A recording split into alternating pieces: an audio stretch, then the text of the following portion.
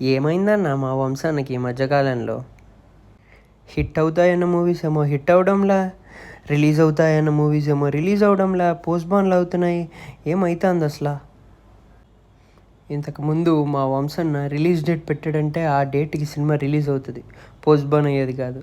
Cinema బాగుంటుందని అంటే నిజంగానే ఆ 2 అవర్స్ 3 అవర్స్ సినిమా బాగుండేది.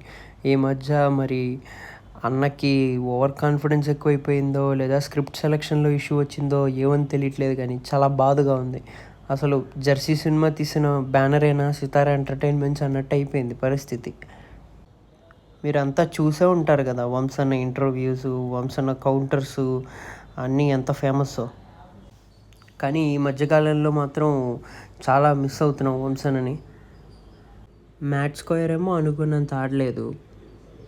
కింగ్డమ్ మూవీ అయితే మార్చ్లో రిలీజ్ అన్నారు, మేలో రిలీజ్ అన్నారు, మళ్ళీ చివరికి జూలై 31 వచ్చింది రిలీజు.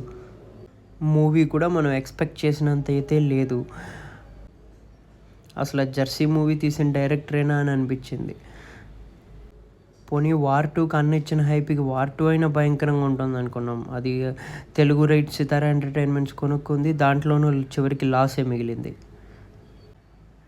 పోనీ మాస్ జాతర అయినా టైంకి రిలీజ్ అవుతుందా అని చూస్తే మాస్ జాతర మేని పెట్టి ఆగస్ట్ అని పెట్టి ఇంకా రిలీజ్ రాలే. కానీ ఒక గట్స్ ఉన్న ప్రొడ్యూసర్గా వంశన్న మీద ప్రేమ అయితే ఎవరికి తగ్గలే.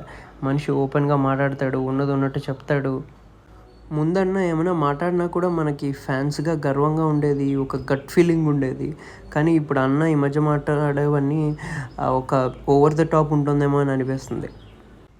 కానీ ఎదురుకుండా వాళ్ళు క్వశ్చన్స్ కూడా కొంచెం అన్నని పోక్ చేస్తున్నట్టే అడుగుతున్నారు. సో దానివల్ల అన్న కూడా మరి తిక్కరేగలా చెప్తున్నాడా లేదంటే సిచ్యువేషన్ అలా ఉందా అన్నది మాత్రం అర్థం కావట్లే. దీని గురించి మీరు ఏమనుకుంటున్నారో కమెంట్స్లో చెప్పండి. ఏదేమైనా మళ్ళా వంశన్న కంబ్యాక్ కొట్టాలి, సితారా ఎంటర్టైన్మెంట్స్ పైన నిలబడాలి, తెలుగు ఫిల్మ్ ఇండస్ట్రీ బాగుండాలి. ఒక సినిమా ఫ్యాన్గా, సినిమా పిచ్చోళ్ళంగా ఇదే మా యొక్క ఆశ.